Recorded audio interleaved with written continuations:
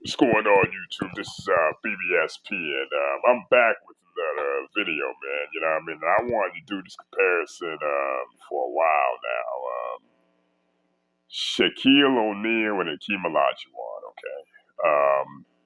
Two dominant centers, Hakeem Olajuwan dominated, you know, the early mid-90s in the NBA, won two NBA championships, won the MVP, Defensive Player of the Year, and NBA championship in the same season. Um,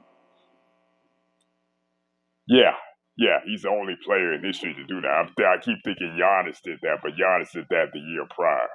Then you got Shaq, who put together the three most dominant uh, runs in the history of the league. You know what I mean?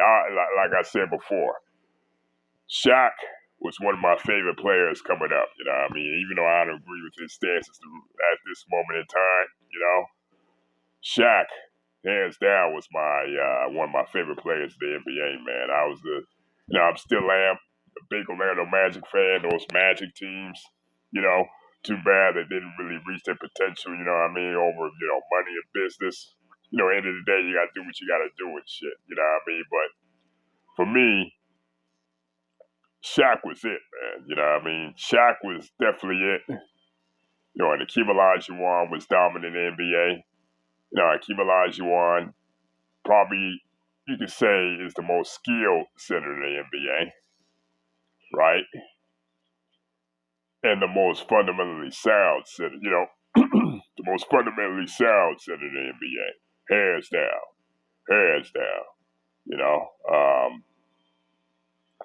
But who's had a better career, as far as dominance, as far as longevity, as far as consistency, you know, it's like smoking, it's like very, very, to be honest, I got Shaq ahead of Hakeem of my all-time greatest players of all time. This would be, I had to, look at it from a non-biased, from in a microscope, because for as great as Hakeem was from 93 to 95, and won two championships, one Defensive Player of the Year, an MVP, and an NBA championship in one season.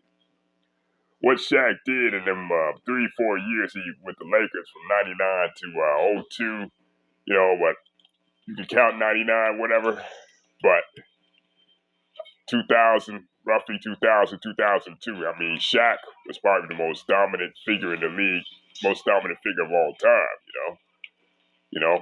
even ahead of guys like Jordan, even ahead of guys like Hakeem, the aforementioned, and even ahead of guys like Wilt, because you got to think, you know, nobody was put up the numbers, during that championship run, nobody, and Hakeem Olajuwon was dominant, man, during that time, I mean, you got to hand it to him. You definitely got to hand it to him, man. You definitely got to hand it to him. That season from 93, 94 was one of the most impressive two-year championship runs you can argue that, man. 94, he beat came down 0-2 twice. Well, came down from 0-2 twice. Beat the Phoenix Suns down 0-2 in 94. Won a championship in a grueling 7-game series with the New York Knicks. Of course, beat the Utah Jazz. But the crowning achievement of that dominance was 95. They were 6 seed, 6 seed. And nobody really gave them a shot to even make it to the second round, let alone be in the finals, So, beat Utah, 60-win team. Came back from down 3-1. Phoenix Suns, Charles Barkley. All this while putting up dominant numbers, Hakeem. And then beat the MVP, David Robinson, head up, straight up, head to head and shit, right? Then, this really hurts me. Swept the Orlando Magic, and ironically, a young Shaq, that Orlando Magic team, if it wasn't for that Hakeem, Olajuwan, Houston Rockets going on that unprecedented, unbelievable running shit, I firmly believe that Orlando Magic team win the championship. If they play anybody else instead of the Houston Rockets, they win the NBA championship. But Hakeem Olajuwan was on top of the basketball world at them 2 years in the league, man. Coincidentally enough, when Michael Jordan retired, and to come from a 6th seed and win the NBA championship in dominant fashion, man, that's a notch under his belt, you know. Then you got, like I said, Shaq put a dominant run in them that three-peat Lakers team. Them 3 years from '99 to '02 was probably the singular greatest dominant run by any player in NBA history and shit. Okay, you gotta say that, man, because the way he manhandled the competition, and I know at times he was hurt, he was injured, basically towards the end of that run was when the injuries started to pile up. And when he went to Miami, started to pile up, but putting up ridiculous numbers, over 30 points a game in all 3 finals, averaging around damn near 10 blocks and damn near 10 rebounds, damn near triple-double and shit, And it kills me that some of these Laker fans act like Kobe was the driving force behind those championships, When you look at the numbers, we look at the, so-called eye test and shit, Shaq was the dominant player.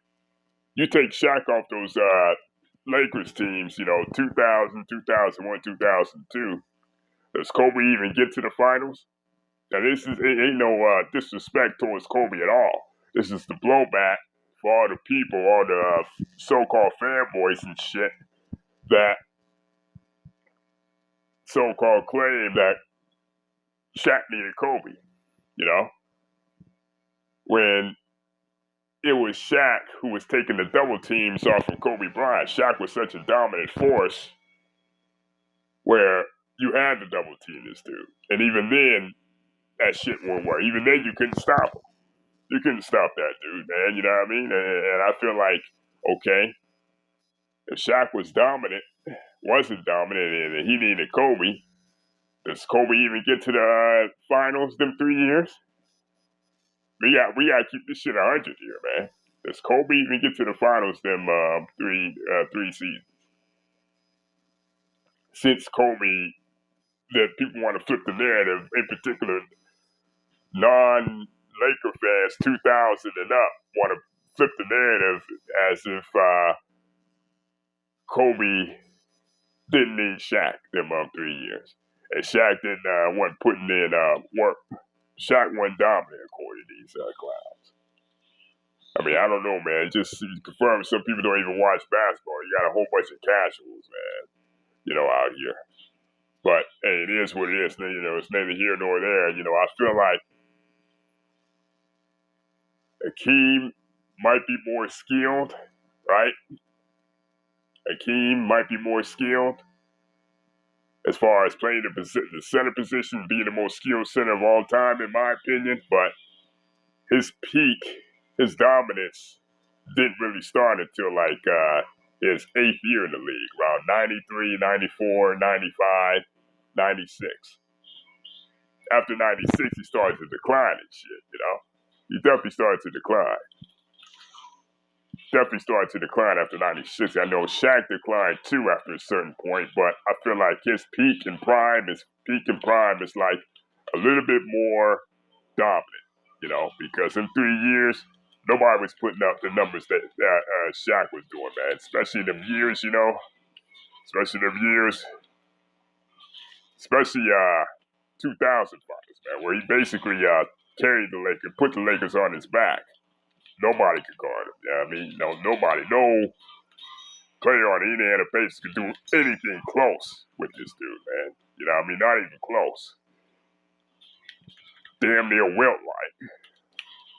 Damn near. Wilt Chamberlain-like numbers this dude is putting up, Like I said, Hakeem is more skilled, but as far as overall dominance, overall dominance, overall consistency, and who was at their peak the longest? Well, I could say Shaq. 'Cause I even count the Orlando years. Even the Orlando years, even though it didn't show winning wise, didn't show winning wise and shit. His Orlando years get underrated too when you think about it. Shaq in Orlando was the beast even before going to the Lakers, winning all those chips, winning all those titles, or three-peat. Shaq in Orlando was a beast. I know because I watched every single game from start to finish. Every single game from start to finish, you know what I mean?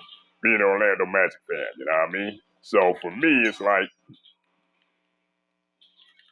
Hakeem is the most skilled, but as far as who's the most dominant, it's Shaq hands down, man. Because like I said, that 3-year stretch, but nobody doing the things Shaq was doing. No player in the history of the league, nobody was doing the things Shaq was doing. Nobody.